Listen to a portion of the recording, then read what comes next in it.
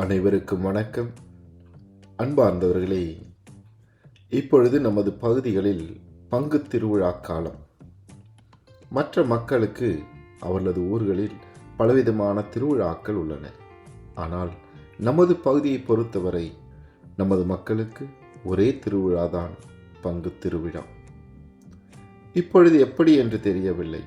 ஆனால் 80-90களில் பிறந்தவர்களுக்கு நாம் கொண்டாடிய திருவிழாக்கள் ஒரு தனி அனுபவம்தான். எப்படா நம்ம கோவில் திருவிழா வரும், தேருக்கு புது துணி கிடைக்கும், அதுவும் தேருக்கு முதல் நாள் டெய்லர் கடையில் போய் புது துணி தைச்சு வாங்க காத்திருந்த நாட்கள். ஒரு வாரத்திற்கு முன்னாலேயே ராட்டனத்தூரிய லாரியில் கொண்டு வந்து இறக்கி இருப்பார்கள். அதை பள்ளிக்கு போகும்பொழுதெல்லாம் பார்த்து கொண்டே செல்வோம். அதை பற்றியும் தேர்க்கடைகளை பற்றியும் தான் அந்த வாரம் முழுவதும் பள்ளியில் பேச்சாக இருக்கும். திருவிழா அன்று புது துணி, திருவிழா திருப்பலி, தேர்பவனி, தேர்க்கடைகளை சுற்றி பார்த்தல், திருவிழாவிற்கு வந்த உறவினர்கள், பட்டாசு என்று மிகவும் மகிழ்ச்சி நிறைந்த நாளாக இருக்கும். இந்த பழைய நினைவுகளை எல்லாம் நினைத்து பார்த்த பொழுது என்னுடைய நினைவுக்கு வந்தது, நம்ம நிறைய பேர், குறிப்பாக 80-90களில் பிறந்தவர்கள் கூட்டாஞ்சோறாக்கி விளையாடுகின்ற அந்த விளையாட்டு. அதுக்காக சிறு சிறு மண் பாத்திரங்களை நம்ம வாங்குவோம். அதை வச்சு நாள் பூரா நம்ம விளையாடி கொண்டிருப்போம், நம்ம உடன்பிறப்புகளோடும் நண்பர்களோடும். அப்படி விளையாடுகின்ற பொழுது மதிய நேரத்தில் அப்பா அல்லது அம்மா சொல்வார்கள், நேரம் ஆயிருச்சு, கைகால் கழுவி வந்து சாப்பிடுங்கள் என்று. அப்போ தான் நம்ம மும்பரமாக கல் மண்ணெல்லாம் போட்டு சோறாக்கிறதும், அதே போல் இலைகள் எல்லாம் பிடுங்கி காய்கறி சமைப்பதுலேயும் நம்ம ரொம்ப மும்பரமாக இருப்போம். அழைப்பு வந்துக்கிட்டே இருக்கும், சாப்பிட வாங்க அப்படின்னு சொல்லிட்டு. ஆனால் நாம் விளையாண்டு கொண்டு இருப்போம். அந்த அழைப்பு அப்படியே பக்கத்தில் வந்து கேட்குற மாதிரி இருக்கும். பார்த்தா பக்கத்தில் தடியோடு நிற்பார்கள். அப்போ சொல்லுகின்ற ஒரு வார்த்தை, சாப்பிட கூப்பிட்டா வர முடியாதா, என்ன மண்ணில் உங்களுக்கு விளையாட்டு என்று. அன்பார்ந்தவர்களே, இதை நான் யோசித்து பார்த்த பொழுது நமக்கு அந்த விளையாட்டு, அதில் இருக்கின்ற அந்த ஒரு ஆர்வம், அதில் நாம் ஒரு உணவு சமைப்பதாக நாம் அந்த விளையாடி கொண்டிருக்கின்றோம்.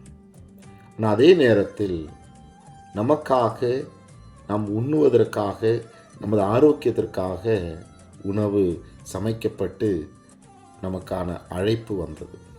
ஆனால் நாம் விளையாடுவதிலே முக்கியத்துவம் கொடுத்ததுனால நமக்கு அது முக்கியமாக தெரிந்தது.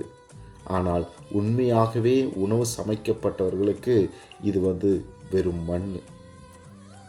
அதே போலத்தான் அன்பார்ந்தவர்களே, நம்முடைய திருவிழா காலங்களிலே நம் ஆண்டவரும் நம்மை பார்த்து இதே வார்த்தையை கூறக்கூடாது, என்ன மண்ணில் விளையாண்டு கொண்டிருக்கின்றீர்கள் என்று.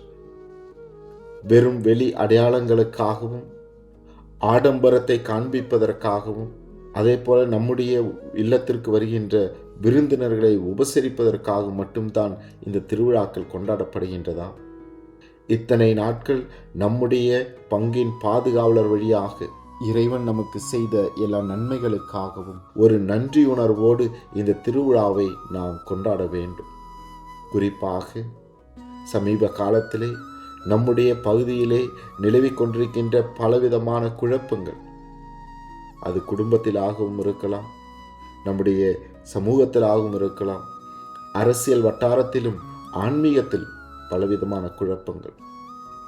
இவை அனைத்திற்கும் ஒரு முடிவை இறைவன் தரும்படியாக நம் ஒவ்வொருவருடைய பங்கின் பாதுகாவலர் வழியாக நாம் ஒப்புக்கொடுத்து நாம் ஜெபிக்க வேண்டும். எனவே அன்பார்ந்தவர்களே, தாழ்மையோடு நான் கேட்டுக்கொள்கின்றேன். குறிப்பாக இந்த திருவிழா காலங்களிலே நம்முடைய ஆலயங்களிலே ஏற்பாடு செய்யப்பட்டிருக்கின்ற தியானங்களிலும் சரி, நவ நாட்களிலும் கலந்து கொண்டு திருவிழாவிற்காக உங்களையே தயார் செய்யுங்கள். நல்ல பாவ சங்கீதனம் செய்யுங்கள். இந்த திருவிழாவை பக்தியோடு நன்றியுணர்வோடு நாம் கொண்டாடுகின்ற பொழுது இறைவன் தொடர்ந்து நமது பங்கின் பாதுகாவலர் வழியாக உங்களையும் உங்கள் குடும்பங்களையும், அதன் வழியாக நம்முடைய பகுதியையும் இறைவன் ஆசீர்வதிப்பார்.